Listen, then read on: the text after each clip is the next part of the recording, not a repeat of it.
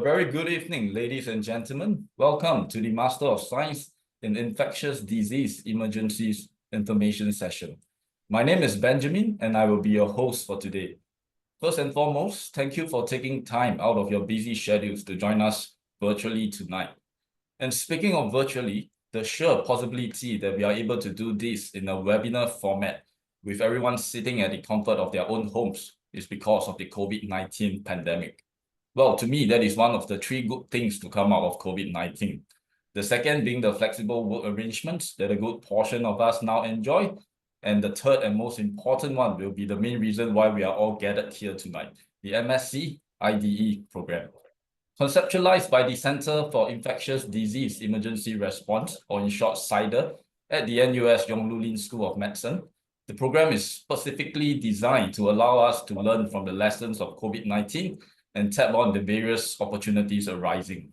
And tonight, you will have the distinct opportunity to hear from the perfect panel of experts. Please help me to welcome Professor Dale Fisher, Director of CIDER and globally renowned infectious diseases physician. Dr. Louisa Sun, Deputy Director of CIDER and Senior Clinical Lecturer at the NUS Yong Lin School of Medicine. I shall let them tell you more about themselves shortly, but before we begin, just to let the audience know that we will be having a dedicated Q&A segment after the presentation. So if you have any questions, please feel free to post them in the chat section below, and we will address them appropriately later. Now, without further ado, please allow me to commence the session officially by inviting Professor Dale Fisher onto the virtual stage. Professor, please. Thanks very much, Benjamin. You can hear me all right? Yes, we can, Prof. Okay, great. Loud and clear. Excellent. Let's hope it lasts. So firstly, thanks everyone for coming on. It's very flattering and encouraging. I can see we've got 107 participants at the moment, and that's on top of many that have already signed up for the program. So we're excited.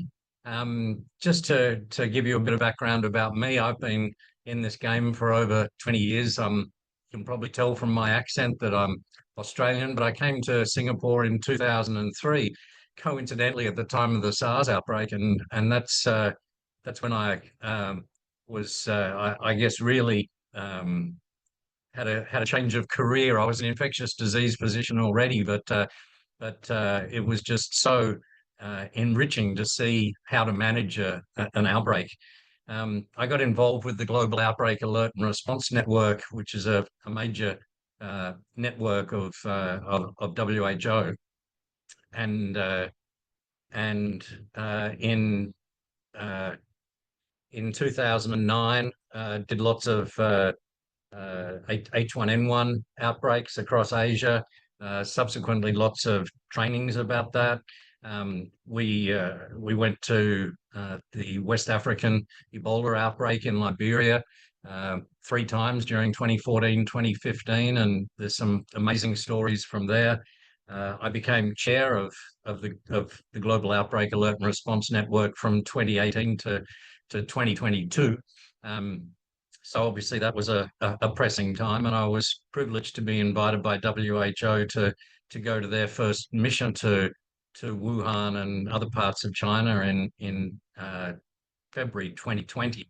So with that sort of legacy, obviously COVID was a big thing for me and colleagues that do this sort of work, and now it's our privilege really to really draw on those experiences and put this program together.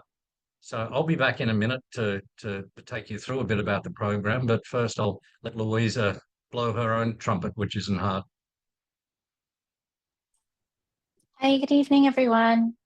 Thanks very much for joining us. And I will just take a very, very short while to so-called blow my own trumpet. But I'm Louisa. I'm an infectious disease physician from Singapore. And as you heard from Ben, I'm the Deputy Director for CIDER and the Deputy Director of this program. I really got my first taste of, what it's like to manage a pandemic during COVID-19, in fact, and that was when I just exited my infectious disease training.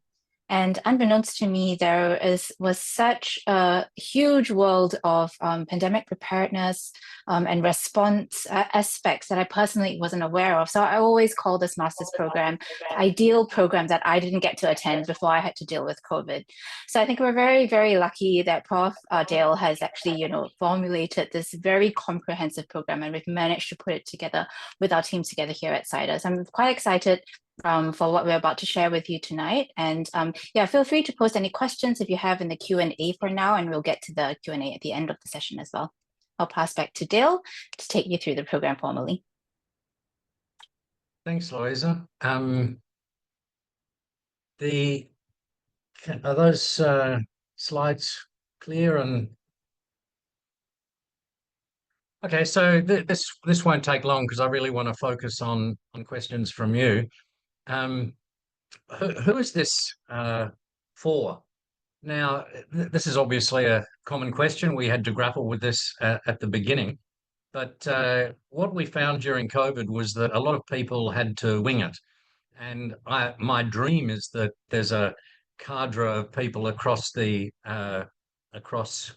world that really know how to manage an outbreak, not just people, in the major organizations like WHO and Red Cross and things, but people that are sort of tomorrow's leaders, people that might be joining national public health institutes, joining global organizations, joining ministries of health.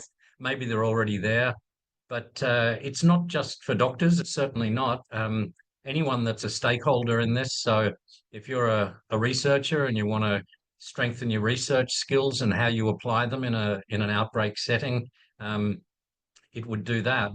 But it's also not, and also laboratory people. If one day you'd like to understand how to prepare your laboratory and then respond, this would also be useful. So really any discipline is welcome, communicators, general leaders, but it's for people that sort of want to take the next step. Now, of course, responding to an outbreak, the success of your response really goes back years in preparedness and making a robust health system. So that's also part of this program, that you won't just walk away saying, I now know how to respond to outbreaks. Yes, you will, but you'll also know how to develop a robust system of communications, robust networks, things like that, which make day-to-day health better anyway, but and in turn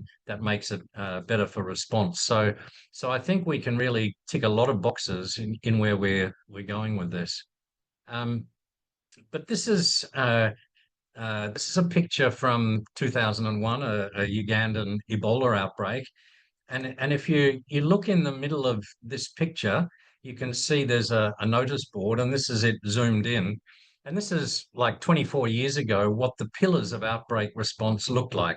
So there's surveillance and epidemiology, case management, laboratory, social mobilization, which is more like sort of community engagement, things like that, and coordination and logistics.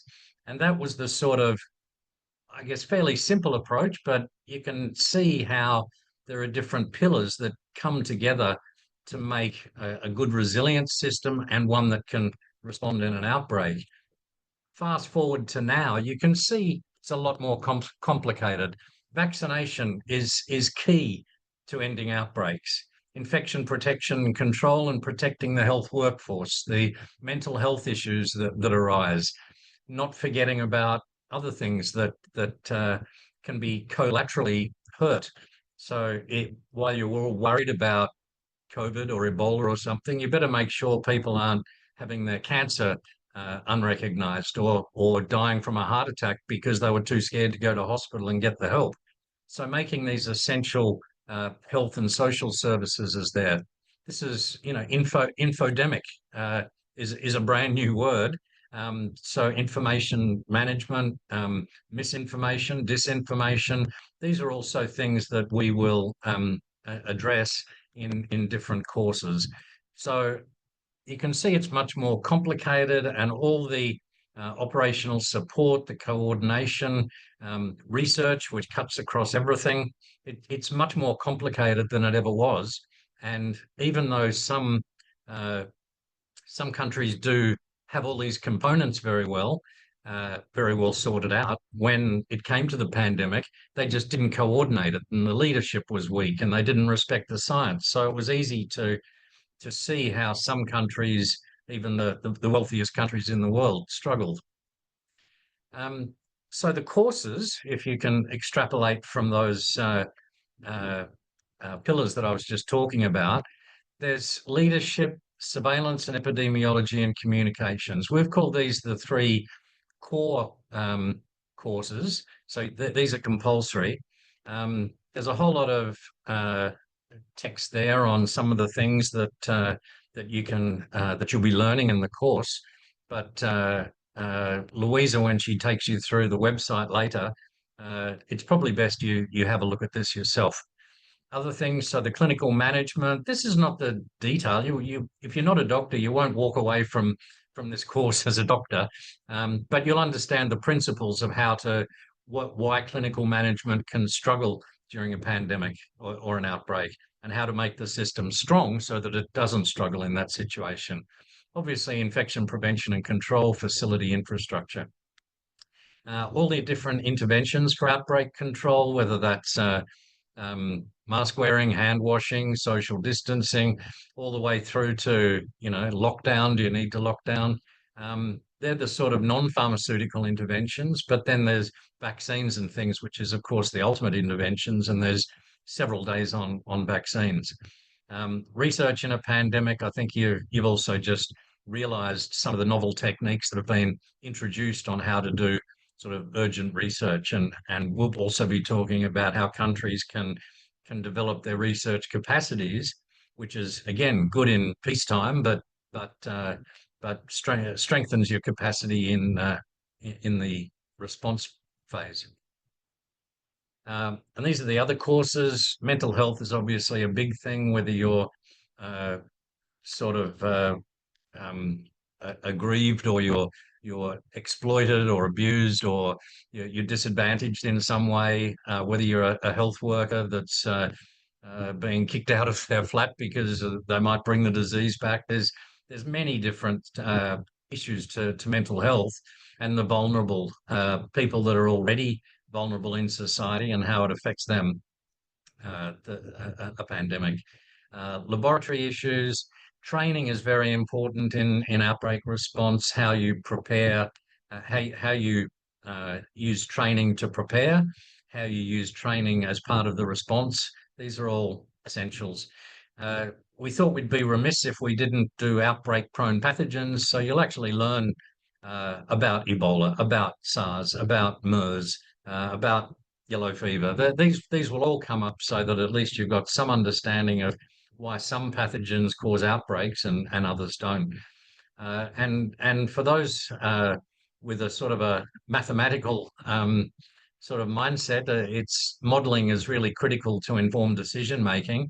And we've got one of our expert modelers from the School of Public Health that's leading that course. You have to do 10 of these altogether. So basically, one of the elective ones you don't have to do. So this is the website. I'll pass this to Louisa in a second.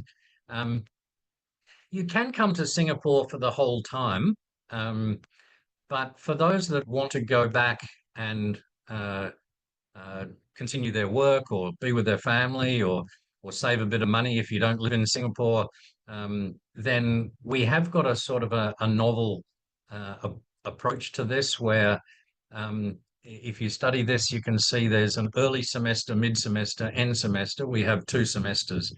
So semester 1, the first 3 weeks is in Singapore face-to-face, and so is the last 2 weeks. But that 14 weeks in the middle, you can actually go home. All the sessions are virtual and self-directed. There's still a lot of work, but it just makes it a little bit more practical for people who don't want to or don't have to stay in Singapore. You only have to be here face-to-face for those 10 weeks, the 3 and the 2 and the 3 and the 2. So we hope people enjoy that. And I think some people that are currently part-time, this might allow them to do it full-time and get it all done in a year. We've already got, I think, about 130 people that have expressed interest, and you can see the mix of disciplines and the number of countries. There's many more. This is actually a little out of date now, but we want a diversity of participants so that you can learn off each other as well. We don't just have a didactic lecture series. There'll be perhaps half the course will be group work where you're actually sharing your own stories and experiences and giving your own opinions. And some of the people that have signed up are extremely colourful with their own experiences that we can all learn from. So basically, we welcome all comers with an interest or a stake in this. Everyone that participates will get this book. This is our publication. I put this together through the pandemic. It was only launched in February, so about 6 weeks ago. There's 39 chapters on everything you can think of with regards to preparing and responding to an infectious disease emergency. I've got over 100 authors, which are the best in the world. It's already been reviewed by Lancet and got a glowing review. So we're very, very proud of that. It says, I can see this book, the backbone for courses and training. So it's the Bible. So just in summary, we've got holistic content, we've got cross-cutting threads. Each of those 11 courses will also be talking about ethics, legal aspects, and technologic aspects, including what the future might look like. So they're not their own courses, they just cut across all the courses. Anyone that's, and also the role of military and police, which is significant, but they will pop up in lab, they'll pop up in clinical management, they'll pop up in surveillance and epidemiology. So we've got a diverse faculty. Louisa will show you some of those faculty, but we're really greedy. We've got people from across the world. We'll be flying in several people, but there'll be other people that will be making value of them virtually. The scheduling I've told you about, and perhaps one thing that people enjoy the most is the fact that you're going to end up with a network of like-minded people from across the world, across the region, that you can call on in the future. So the thought of, the countries not talking to each other, then your institution in the future, your country in the future, by the knowledge of your network, will make it sort of a much more harmonious way to develop your own systems as in terms of preparedness, but then also share information, share approaches during a response. So this is very exciting. We had about 20 ambassadors at our launch recently, all mostly interested in this particular component, which was the networks that you would have. So with that, I'm going to have a drink of water and pass to Louisa. I'll stop sharing, Louisa. So back to you, if you can maybe comment on anything I've said, or just start with the website.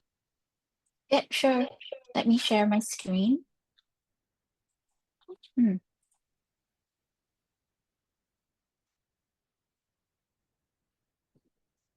Okay, so I'll just take everyone through how you will find the relevant information on our masters on our website. We'll give you a QR code as well at the end, but sometimes it's a little bit troublesome to scan or keep that code. So I always do it this way, actually. It's the easiest. Instead of remembering one more website name, you just type CIDER NUS, and you can see that we will immediately come out at the top. Hooray. And from there, you can actually click on our education tab if you want to directly, or I'm just going to go through our main page so you can see and explore the full contents. You can also read our news, and we sometimes will have publications there. So then if you go under the education tab, you will see our Masters of Science in Infectious Disease Emergencies right there. So there are some particularly useful links that you will find. So over here, it will tell you just the generic main facts about the course. And you can also register your interest with us despite attending this session. So what that does for you is that when we launch any other information or education webinars, and we also have a running webinar series whereby we educate, we provide some education on ongoing outbreaks in the world and global health. So if you register your interest, you can receive this information. It's kind of like a regular newsletter that we will send out to you so you can understand what events we have. Otherwise, what would be useful is obviously, as Dil mentioned, the curriculum. You can find the courses offered and read a little bit more about them under these courses offered under the curriculum tab.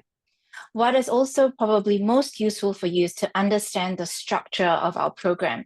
It is slightly different from most programs that you may know about in that they usually tend to run over the course of the semester with weekly evening classes or with daily classes, and maybe have an intense week in the beginning of each semester. So what we're doing is slightly different.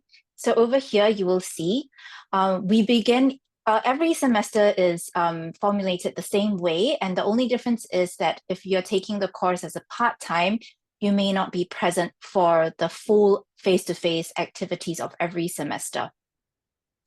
But otherwise, the semester starts with 3 weeks of face-to-face learning activities, and that would be everyday classes in these 3 weeks, so that's quite an intense period. During the middle of the semester, from 11 to 14 weeks, there will be evening classes. They may not run over every single week because we will fulfill a lot of the course time during the face-to-face weeks, but they will run generally every 1 to 2 weeks during the middle of the semester. And as Dil says, you're very welcome to stay in Singapore for this period. These are still very much facilitated sessions whereby we have a lot of our faculty to take you through discussions as well as panels.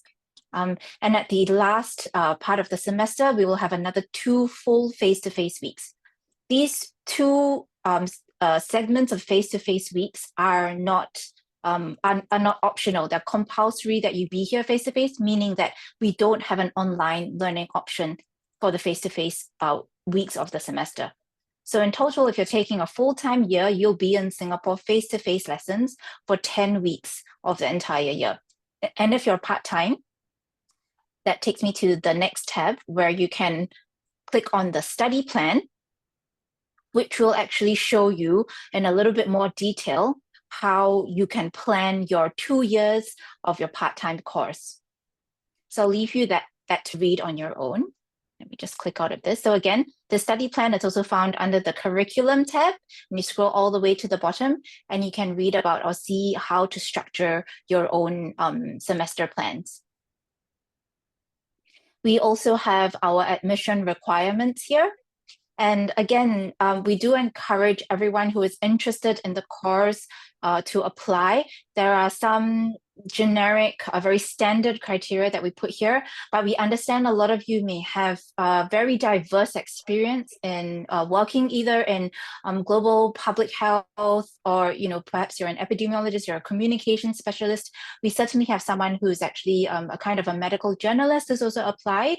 And, we really want our students to be able to stand a fair chance to at least be reviewed. So feel free actually to send us in your CVs and your applications, regardless whether you think you meet this very generic standard criteria or not, and we will be able to assess. And under the next tab, you will find the applications details. And over here, you will really find important information, very useful information about what exactly are the documents that you need to send in when you apply. So again, I'll leave you to read that in your own time.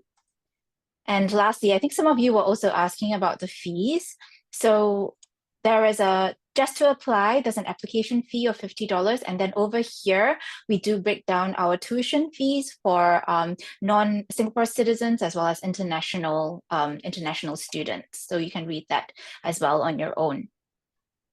Our scholarships are under review at the moment. So perhaps if you're interested and may want to consider applying and understanding more about the scholarship options, again, that's a reason why you should just follow us to register your interest. And then we can also then post information when we do have our scholarships up and running. So that's something just to look out for. And lastly, we have some general information that NUS offers as well about on-campus student life and facilities. Yeah, so feel free to email us. You can find our email address at the bottom here, and we are happy to answer any questions that you have, either on the masters itself or the administrative details of applying. Now, having said that, gone through the education page, a very important other tab that I want to take you through is our faculty. So this is our CIDER core team.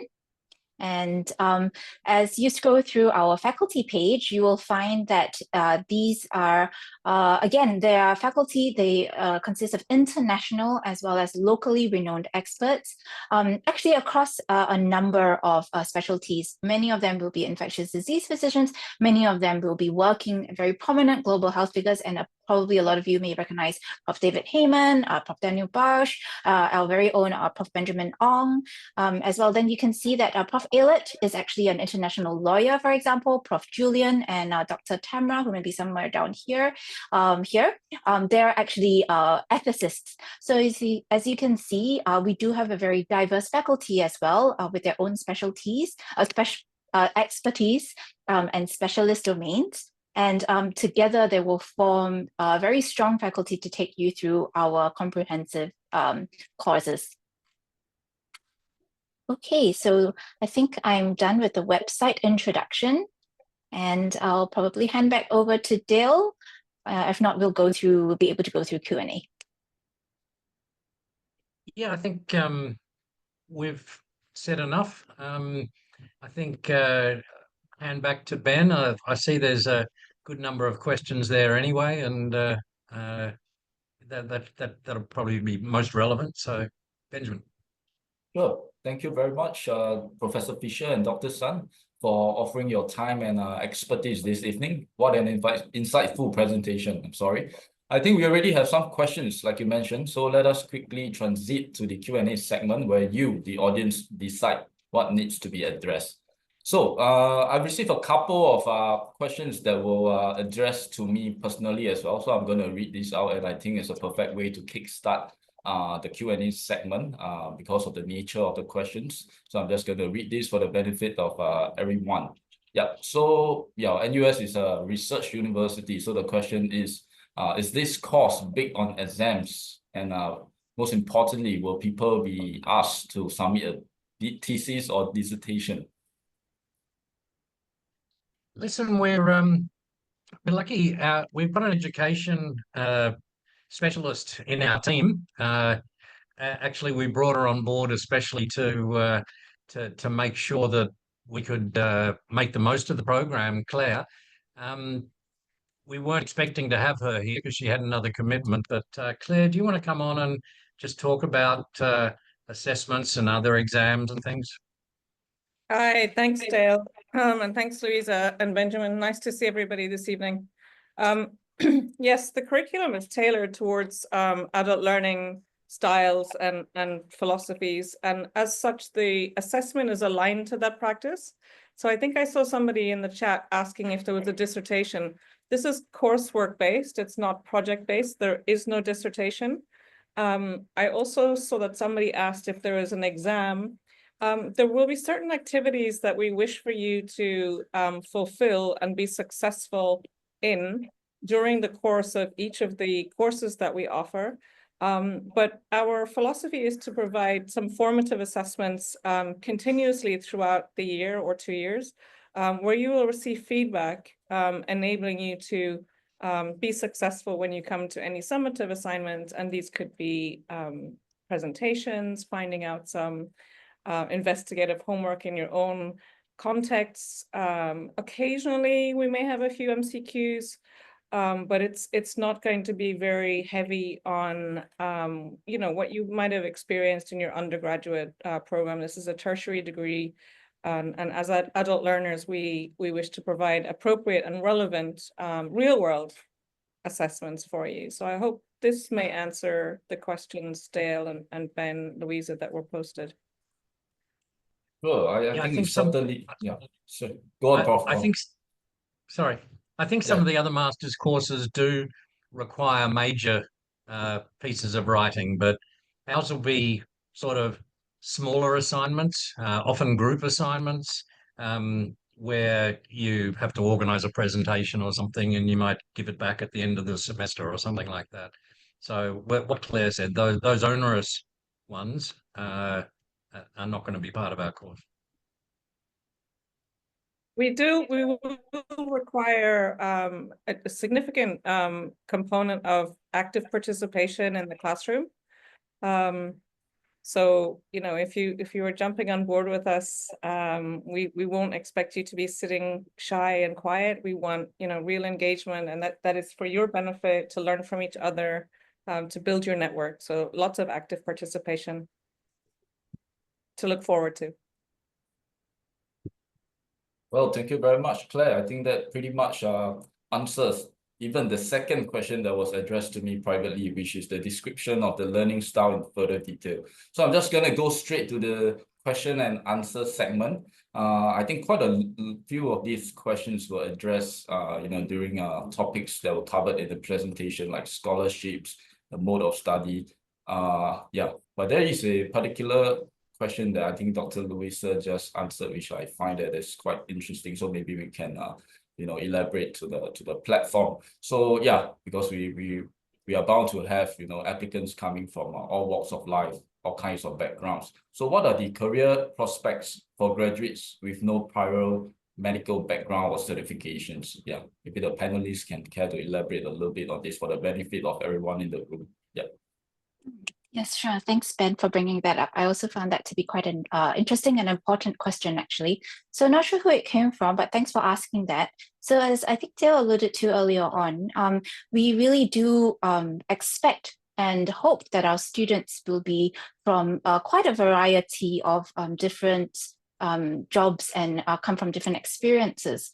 So obviously some relevance in public or global health work, but even when I say that, I can mean anything from epidemiologists to risk communication specialists. You may be an academic, you may be doing some policy work, either in an institution, or you may be working in a government agency, any public health institutes, and you also may be just a public health officer in the health agency of your country. So there is really, we don't expect you to have like a medical certification per se. And I assume that you mean like, you know, whether you're a doctor or other types of clinicians. So that's something that, you know, we would like to highlight. And as I said earlier, please, if you're interested to apply, because we can't possibly cover every domain or every possible experience that you may have. So we do encourage you just to submit your application along with your CV as one of the documents that you need to submit. And we'll be able to review and assess from your experience whether you'd be suitable for our course. Yeah, the only thing is we generally encourage non-fresh graduates to apply, because as you can see, we've highlighted that having some experience, working experience, is also important. Because, for example, one of our course talks about, you know, leadership, and in there you may imagine that you might be an earlier career or mid-career level leader, and having some experience just, you know, in the field that would be helpful. Having said that, again, we do have some fresh graduates who have graduated from very relevant bachelor's degrees. So we're also just happy to assess from there too.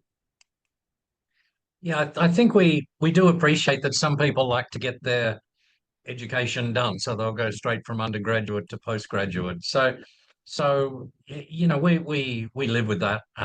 That's not a problem at all. We have some people that have done that, albeit they've already had some experience, you know, work experience in different facilities in their holidays and things. So I think from the list I showed before, this is not about doctors or not about doctors only.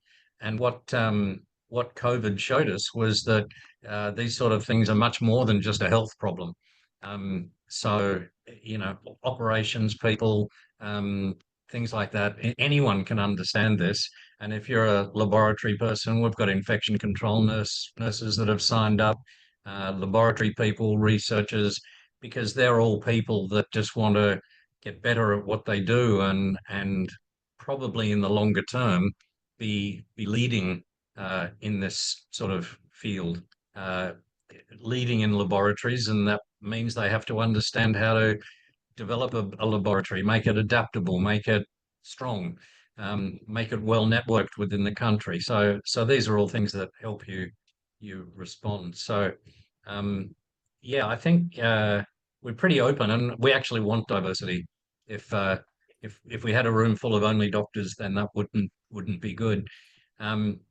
We've also pitched it appropriately as well. So it's not going to be full of medical jargon, for instance. It's not going to be highly technical microbiology, although there will be aspects which can be explained, understandable to everyone,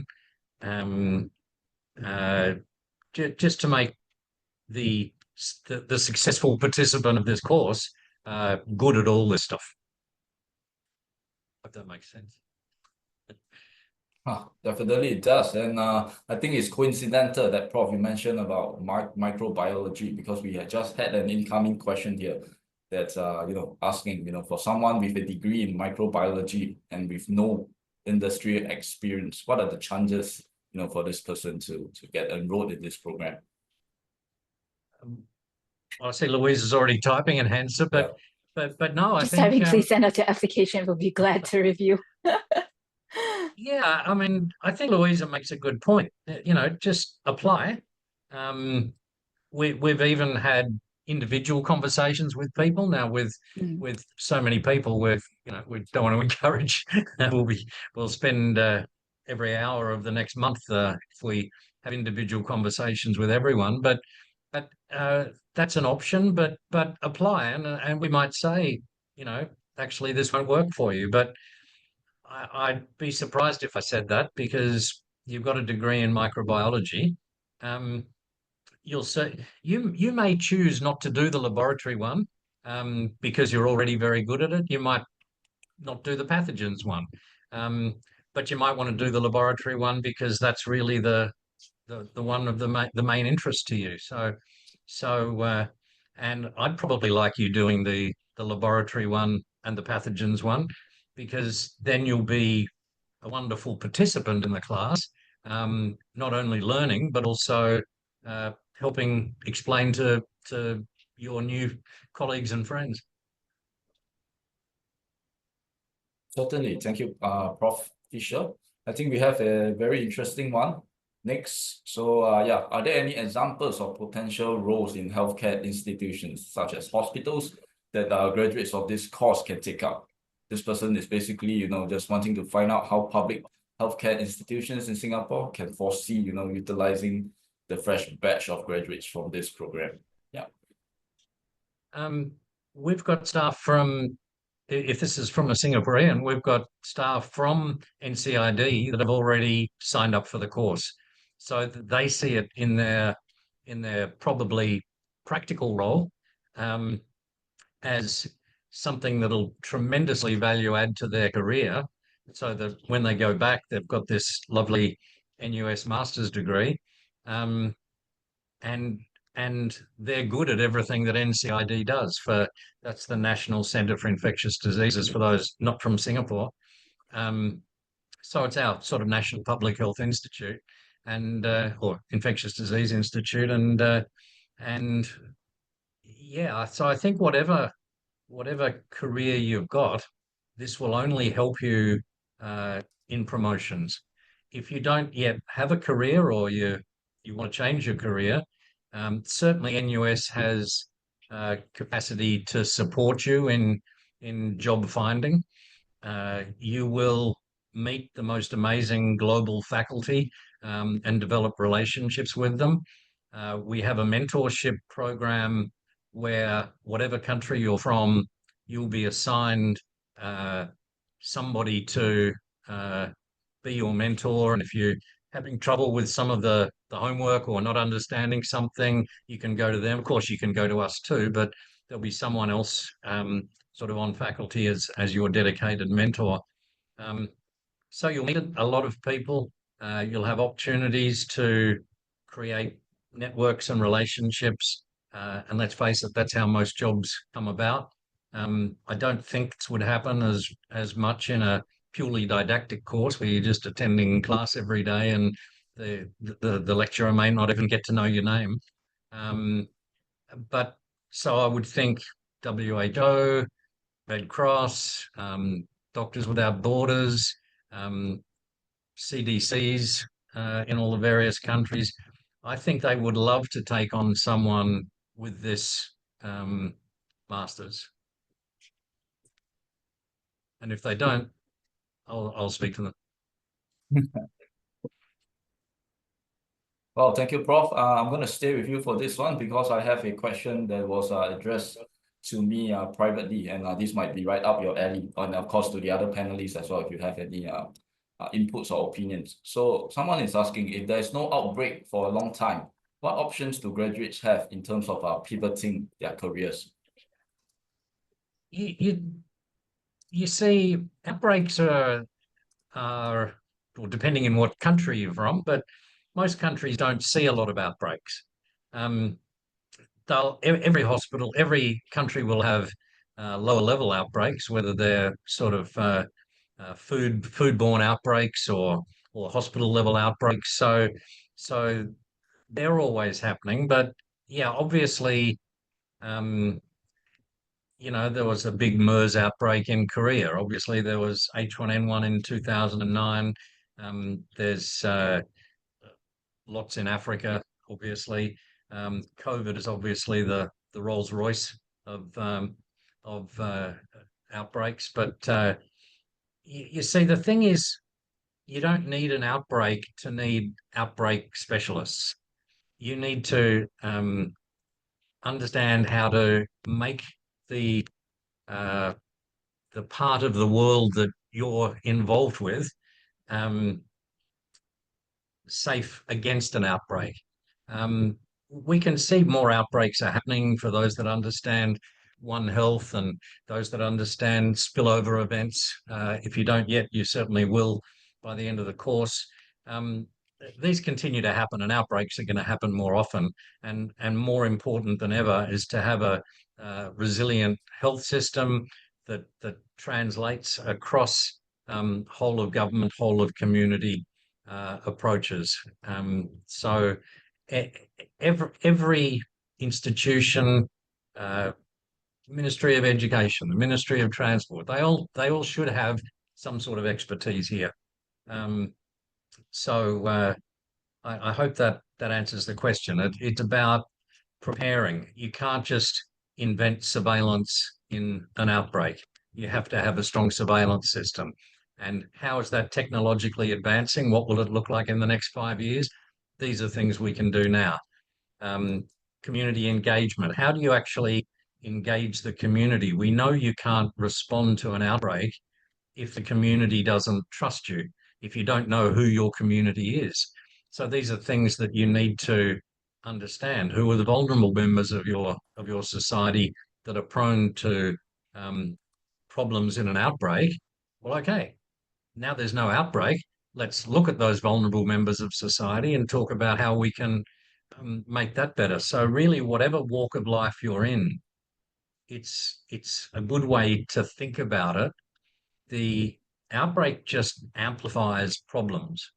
So identifying those problems and fixing them in whatever you do is core. So that's why I think anyone would value, any employer would value someone who's got this expertise. Thanks. Well, I think that is very solid advice. Yeah. Any other further inputs from the fellow panelists before I move on to the next question? No? Okay. So I have this next one as well, which I'm going to read out because it's once again addressed to me privately. So yeah, something more about the curriculum of the program. So how does the program integrate practical experiences with theoretical learning to prepare students for real-world infectious disease emergencies. Yeah. Okay. The best answer to this question is if you go to our website, find the book. You'll get a hard copy for free when you come to the course, but it's available online for free as well.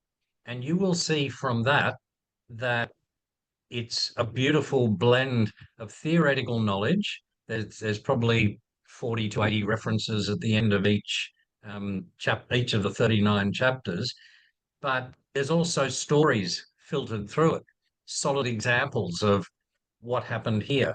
I can give you an example of they were building a BSL-4 lab in Boston, and the community absolutely rejected it because they hadn't gotten that buy-in before. And it was opened in 2012. It was a multi-billion-dollar thing, and it wasn't authorized as a BSL-4 lab until I think it was 2018. So it was 6 or 7 years where it was just operating as a normal run-of-the-mill lab because they hadn't done that engagement with the community about what was the infrastructure. So they started taking school kids through, giving them tours, all that sort of thing, just helping the community understand it. So you'll see little stories like that filtered all the way through, and actually the authors, none of them are people that learned outbreak response from a computer. They've all been in the field. They've all been in major roles, major jobs, and we were very, very meticulous. Like I've said for myself, I've been to Ebola outbreaks, flu outbreaks, and went to Wuhan in 2020, and you need people with a practical experience that I guess contextualizes the theoretical knowledge, if you like.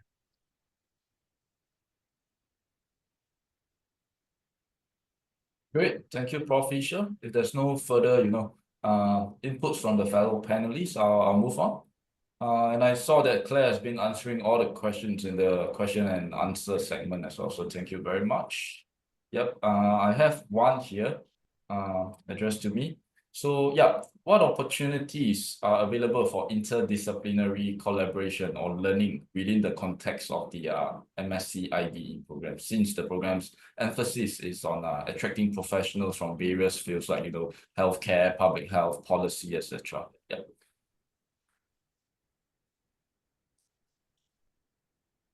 Sorry, I missed it. Sorry, can you? Oh, no worries. Yeah, let me read the question again. So yeah, this inquirer is asking what opportunities are available for interdisciplinary collaboration or learning within the context of the MSc IDE program, given the emphasis of the program is to attract professionals from various fields like healthcare, public health, and policy. Yeah, so what are some of the interdisciplinary learning that can be experienced in the context of the program? Yeah.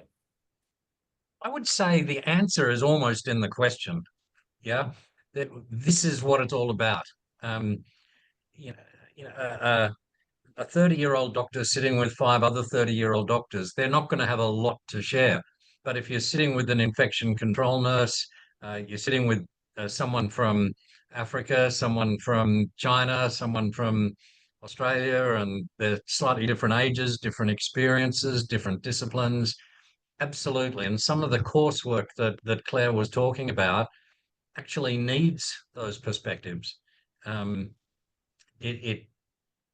Because when we might give you a task and give you an hour to figure it out, you need that blend of multidisciplinarity to actually approach the answer properly. Claire, you want to add to that? I think you've very succinctly described that. Yes, we expect a lot of diversity and for you to learn from each other and with each other and to teach each other. So that diversity really strengthens that learning experience and real world experiences. So yeah, spot on. Thanks, Dale. It's very important to us, this one. Thank you, Prof. Fisher and Claire. I saw Louisa, responding to this question. Okay, she just responded to it. I thought it's a perfect, question because it's pertaining to application, so it's a good way to close this off. So yeah, this person is asking for in terms of personal statement and statement of motivation. So she understands that this is a requirement for this program. So what did you say, Louisa? Yeah, is there any recommended word So limit? I just wanted to clarify because I think that this is just a technical issue with how the I think application portal might use the term personal statement versus a statement of motivation. In fact, it's the same thing. You just need to submit one, either whether you call it a personal statement or a statement of motivation. It's really just a way for us to get to know you better. Essentially, if you think about that, let us know a bit about your background, your experiences. Is there anything in particular that you've experienced or that you want to take away from the course, and just as the name suggests, your motivations for applying. There's no word limit per se, but as we go through several applications who may be sending this in, just send us some generally one page is what we are seeing. Of course, you can write a little bit more, a little bit less, as long as you get your message across to us. That'll be fine.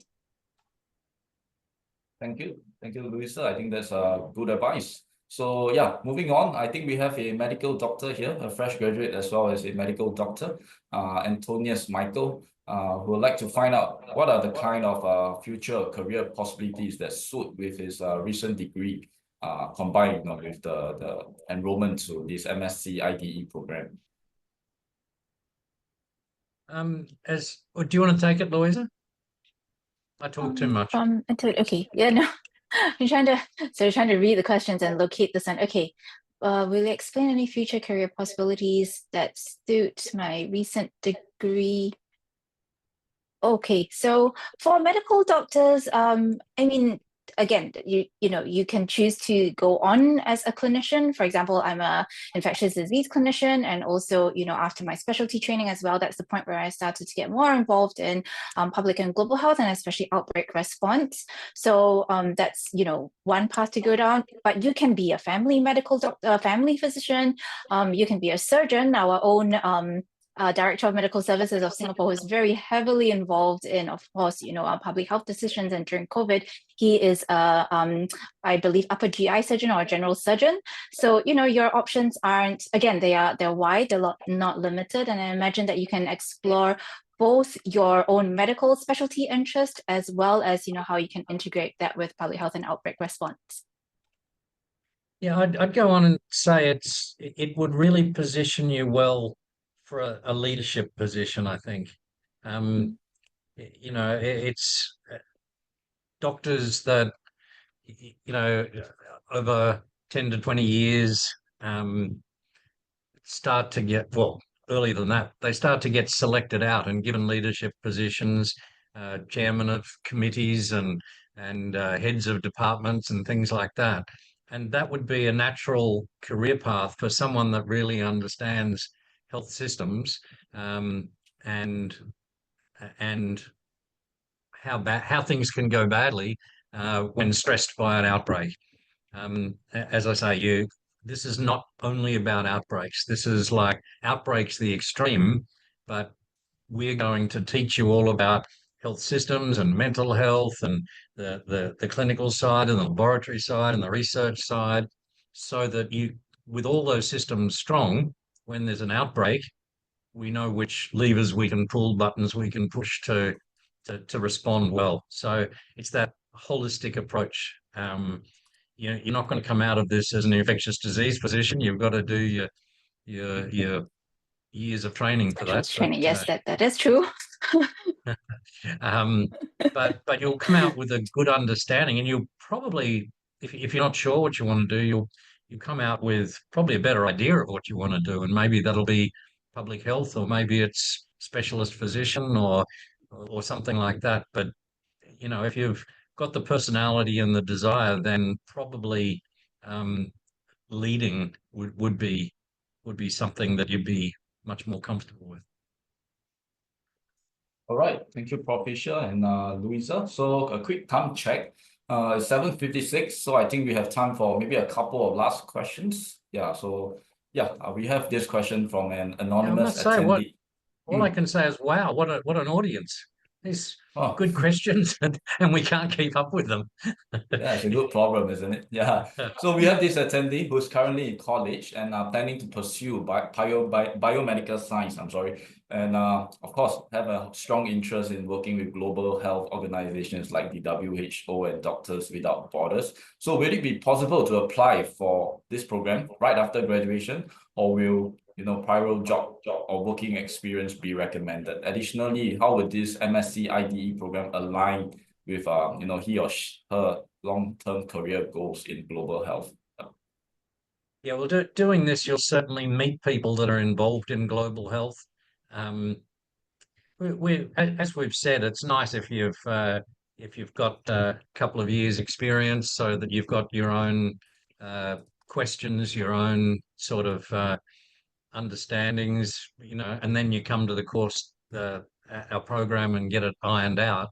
But we also understand that you might just want to get straight onto that, because when you get your job, maybe it could be a bit harder to take time off for the course. So I think that's your personal decision. And as we say, just apply and write to us. We certainly have both. We've got some fresh graduates where their motivation letter is strong, but we've got other people that have been in the workforce for 5 or 10 years. And these are people that have already signed up. Great. So I hope that answers, and certainly we hope to see your application. Yeah. So what a good audience today. And for the last question is personally my question to all three panelists. So I'd like to invite all three of you to give if there's one piece of advice that you can give to the audience or any prospective students with regards to this program, or in terms of application or anything, what is the advice that you will give to the floor today? Prof. Fisher, maybe we'll start with you. Yeah. I was going to say ladies first. Oh, sure. While I think of that. Okay, ladies shall go first for the easy answer. I'll just say go to our website and click apply now. Short and sweet and direct, but very good advice. Yeah, that's the first step to anything, right?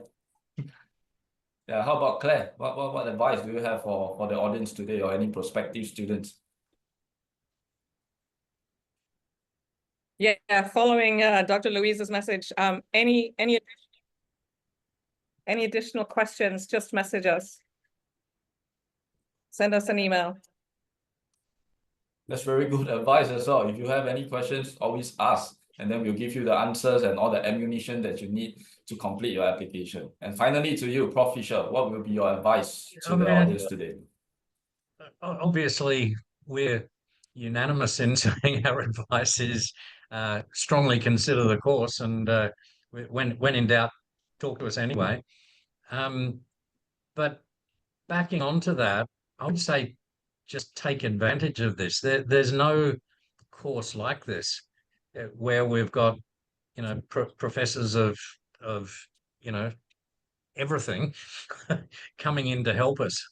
In 20 years in the field, I've got an incredible network and so many friends and colleagues, whether it's WHO, MSF, IFRC here in Singapore, whether there's director generals from other countries, the president of the International Association of National Public Health Institutes. We've got so many people that are so excited about this course, and these are people that you wouldn't expect to be so excited, I guess. So it's interactive. It's got stellar faculty. Talk to us if money's a real problem. We don't have formalized scholarships yet, but we're trying to figure out some options, because we want people from low income countries, obviously. So just keep that door open. Yeah, I think that's about all I was going to say. Great. Thank you very much. And with that, we have come to the end of the Q&A segment. So thank you once again, Professor Fisher, Louisa, and Claire, for helping to address the wide-ranging concerns of our audience this evening. And to the audience, I hope that we have managed to answer your questions adequately. So before we close the session, we have prepared a simple survey that will only take 5 minutes of your time. Let us know what you think as we seek to bring you better content the next time round. So just stay on and the survey will pop up upon the conclusion of the webinar. For those of you who have further questions, after this session, you can still reach out to us at cider@nus.edu.sg. Remember, applications for the MSc IDE program are currently open and will remain so until the 30th of April, 2025. Thank you very much for joining us today. You have been a wonderful audience with a lot of interesting and thought-provoking questions, and we certainly hope to be a part of your 2025 plans. See you at NUS soon. Good night. One last thing, Benjamin. Oh, sure. Yeah. At about midnight tonight, we have an article on pandemic preparedness being published in Lancet. So when you wake up in the morning, have a look for that. It's we're very pleased with it. Yeah, there you heard it from Prof. Fisher. Interesting news and things to wake up, first thing in the morning. Yeah. Yep. So we hope to see you at NUS soon. Good night, and give us 5 minutes of your time, upon the conclusion of the webinar. Let us know what you think. And we'll see you the next time round. All right. Thank you very much.